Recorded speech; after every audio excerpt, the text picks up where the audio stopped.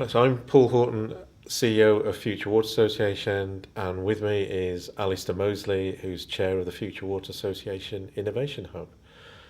And Alastair, we have in the water sector a skills issue that's acute, where probably up to two-thirds, if not more, of the people are in their mid-50s and older.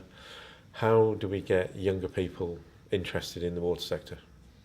Well, there's two things really. The first thing is we've got to get young people aware of the potential for careers in the water sector and the vast range of sciences and technologies and engineering and mathematics opportunities that there are in the water sector. And the second thing is we've got to engage with the schools.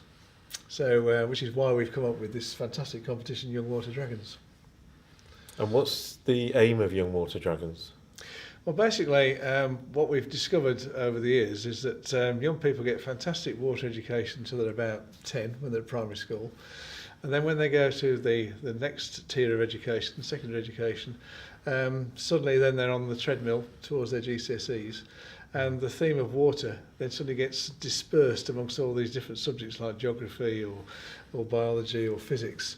And so the focus on water goes, and equally the businesses that often go in and talk to schools will not be targeting that age range. They'll be discouraged from going into those schools because the kids are focused on getting their qualifications. So they're not getting the water education and the water experience of water at a time when they might be making their career choices or thinking about what subjects they need to take to go to university.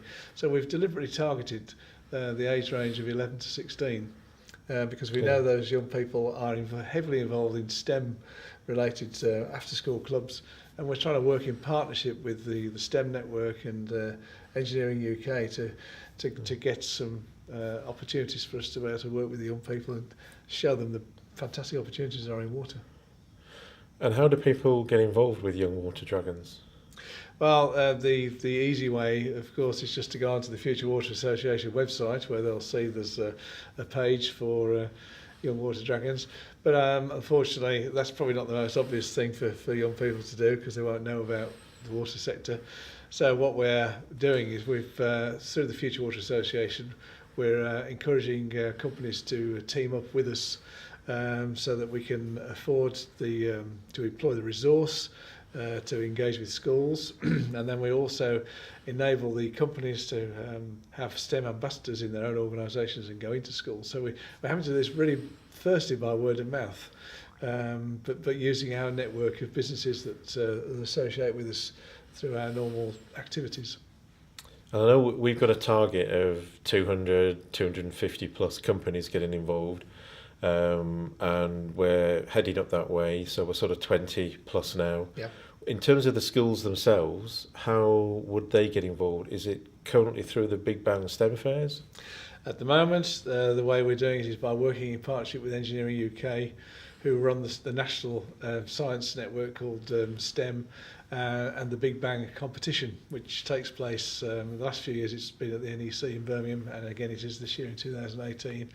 And through them, they have the engagement with schools, literally thousands of schools, and the young people submit STEM-related subjects to take part in. We've actually found that roughly 10 to 20% of those have a water theme. So what Engineering UK are allowing us to do is to take them into our Young Water Dragons competition as a special prize. So the young people have another prize that they can compete for. And while they're doing that, we're also educating them about the careers opportunities in water and giving the young people the opportunity to talk to people working in the water sector and really understand this rich diversity of skills opportunities that there are for them to think about as their future careers. So what we ideally are looking to do is to get the schools to enter through the typical Big Bang STEM fairs, that's science, technology, engineering, mathematics, and at the same time encourage all those companies working in the water sector to support us in encouraging more and more schools to be involved and to get younger people thinking water. Absolutely right. And it's the most pragmatic way forward for us at the moment. Our long-term aspiration is that we will run this competition as a standalone event. We won't turn our backs on Big Bang, but it'll be working more in parallel with them, I think, in the future. And the most important thing, I think, from Big Bang's perspective is we've given them another opportunity, another strand, another competition for the young people to take part in, another prize they can win, and more exposure for their careers.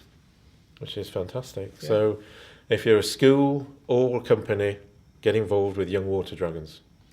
And I guess the best place to go first of all is futurewaterassociation.com. Come. Thank you.